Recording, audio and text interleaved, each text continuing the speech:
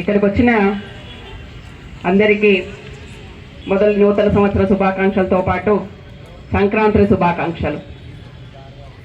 సంక్రాంతి అంటేనే ముగ్గులు, బొబ్బెమ్మలు, పిండి వంటలు. ఇంటి ముందు ముగ్గులు వేయాలంటే ఎంతో ఓపిక అవసరం. ఈ చలిలో ప్రతి మహిళ కష్టపడి పొద్దున్నే లేచి రాత్రి ప్లాన్ చేసుకొని ముగ్గులు వేస్తాం. అది మంచిగా ఉందా లేదా అని 1కి 4 సార్లు చూస్తాం. అది మనకు మంచి అనిపించినప్పుడే ఇంట్లోకి వెళ్తాం. ఈరోజు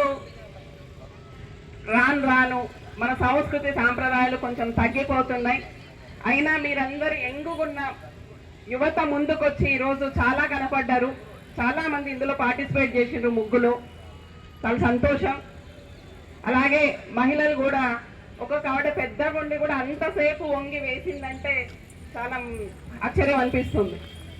ఏదేమైనా కాంపిటీషన్గా చాలా ముగ్గులు ఒక 7-8 మాత్రం చాలా బాగా వేశారు. మంచిగా అనిపించింది.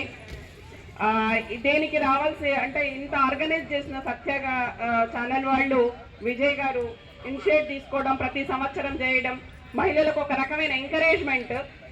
ఎందుకంటే ముగ్గు వెయ్యాలి అన్నది మనకుంటే ప్రతి విషయంలో ఎంకరేజ్మెంట్ అనేది అవసరం. ఇలా ఛానల్ వాళ్ళు ముందుకొచ్చి దాన్ని మనం 10 మందికి చూపెట్టి మీది బాగుంది అంటే ఒక సాటిస్ఫాక్షన్, ఒక సంతోషం అది వీరు కల్పించడం మంచిగా అనిపిస్తుంది. అలాగే ఇప్పుడు రామ మందిరం ఏర్పడుతుంది. రాముడు 22వ తారీఖు కొలువబోతున్నారు. ఈ సందర్భంగా ఇంటింటికి అక్షంతలు వస్తున్నాయి. అలాగే 22వ తారీఖు అందరము దీపాలు పెట్టుకొని రాముల వారికి మన విధిగా మనం మహిళ అంటే మనం మామూలుగా మన సంస్కృతి అది కనుక దేవుడి ఆరాధ్యం మనం చేస్తాం కనుక, హిందువులం కనుక ఒక్కసారి దీపం పెట్టి ముగ్గు వేసుకొని అందరూ రాముడికి మన భక్తిని చాటుకుందాం.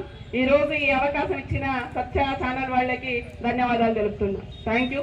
ప్రైజ్ 1, 2, 3 కన్సోలేషన్ ఇవేమీ ఆలోచించకండి. మీరు అంత దూరం నుంచి వంగి 10 గంటల నుంచి వేస్తున్నారంటే అది చాలా సంతోషం. ఏది వచ్చినా స్వీకరించండి. రేపు ముందు ఇంకా మళ్ళీ వస్తాయి. Thank you. Thank you ma'am.